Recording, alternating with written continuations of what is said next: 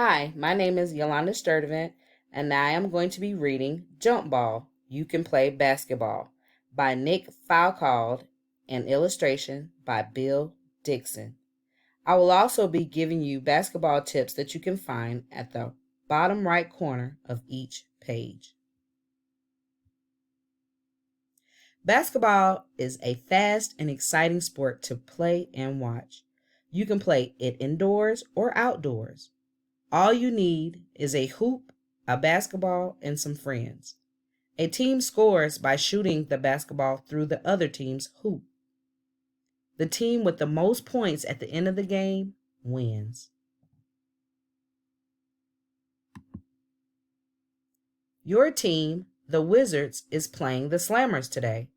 You bring your tennis shoes to the court and stretch your muscles. Then the Wizards practice passing and shooting. Tip: basketball is played on a rectangular court with a hoop at each end. Each team has 5 players on the court at a time. Game time! The 2 teams meet in the middle of the court for the jump ball. The referee tosses the ball in the air between 2 players, one from each team. The 2 players jump and try to tap the ball to their teammates.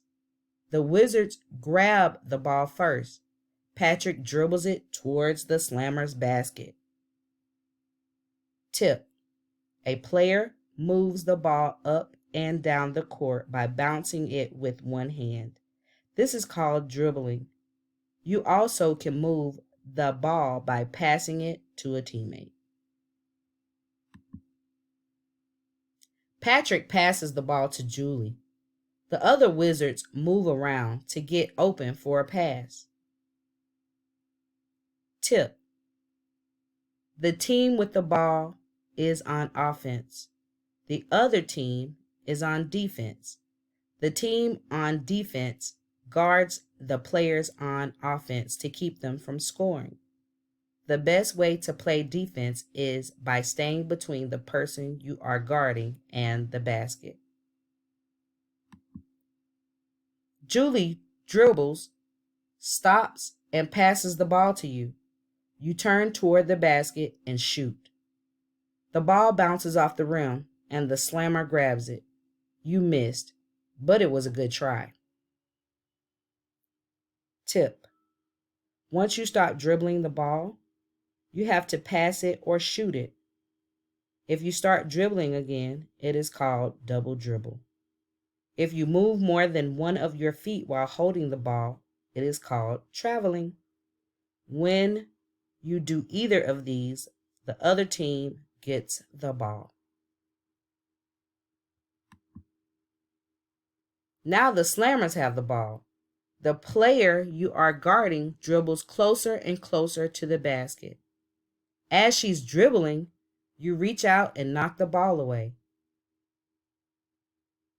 Tip: when you play defense, you can steal the ball from the player who is dribbling. Make sure you don't trip or push the other player, or the referee will call a foul. You can pass the ball to Carlos, who dribbles it to the other end of the court. He passes the ball to Lisa by bouncing it on the floor. She dribbled towards the basket, but a slammer blocks her path. Here's a tip: you can pass the ball through the air or by bouncing it to another player.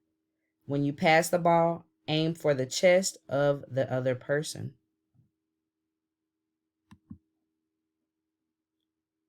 You run near the basket and get open for a pass. Lisa sees you and passes the ball right into your hands. You turn toward the basket and shoot. The ball whooshes through the hoop. 2 points for the Wizards. Here's a tip: a basket is usually worth 2 points. A free throw is worth 1 point.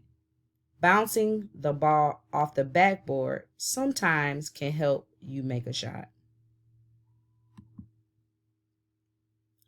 The Slammers move the ball up the court and make a basket. There is less than 1 minute left in the first quarter. Carlos dribbles around the slammer and looks for someone to pass to near the basket.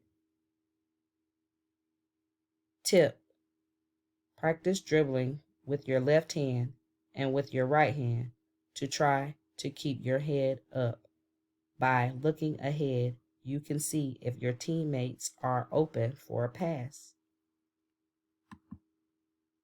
Carlos sees you under the basket. He throws the ball toward you. The second tick off the clock. 5, 4, 3. You jump up, catch the ball, and shoot. 2 seconds. 1 second. The ball drops through the hoop. That's the end of the first quarter, but there's a lot more basketball to be played. Here's a tip. Basketball games usually are divided into 4 quarters.